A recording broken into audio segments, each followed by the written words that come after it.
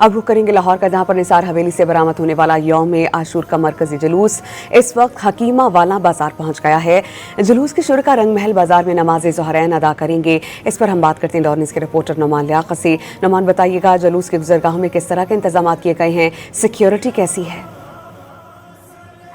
देखिए जी, योम आशूरा का मरकजी जुलूस अपने रवायती रास्तों की जानिब गामजन है। निसार हवेली से जुलूस बरामद हुआ था जो मोहल्ला शिया से गुजरता हुआ इस वक्त हकीमा वाला बाजार पहुंच चुका है और अब से कुछ देर बाद ये जुलूस रंगमहल चौक पहुंचेगा, जहां पर नमाज ज़ोहरैन अदा की जाएगी और नमाज ज़ोहरैन की अदायगी के बाद जुलूस दोबारा से अपने रवायती रास्तों सुनहरी मस्जिद, पानी वाला तालाब और भाटी गेट से होता हुआ करबला गामे शाह पहुंचकर अपने इख्तिताम को पहुंचेगा। इस वक्त जुलूस के अंदर अज़ादारों की बड़ी तादाद मौजूद है, जिनकी जानिब से नोहा ख्वानी की जा रही है। इसके अलावा सीना को भी करते हुए गम हुसैन मना रहे हैं।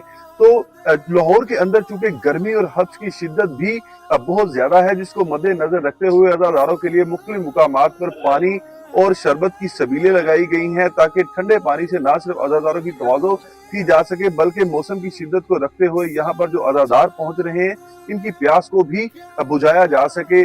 तो मगरिब के वक्त ये जुलूस जो है तकरीबन करबला गामे शाह पहुंचकर अपने इख्तिताम को पहुंचेगा। सिक्योरिटी के सख्त इंतजामात हैं। पुलिस मुकम्मल जामा तलाशी के बाद जो अज़ादार हैं इनको जुलूस के अंदर शामिल होने की इजाजत दे रही है, जबकि मुख्तलिफ मुकामात पर CCTV कैमरे भी नस्ब किए जा चुके हैं, ताकि जुलूस की जो निगरानी है वो इन कैमरों के जरिए से भी बराह रास्त की जा सके। जी नुमान, बहुत शुक्रिया, आपने इस बारे में हमें अपडेट किया।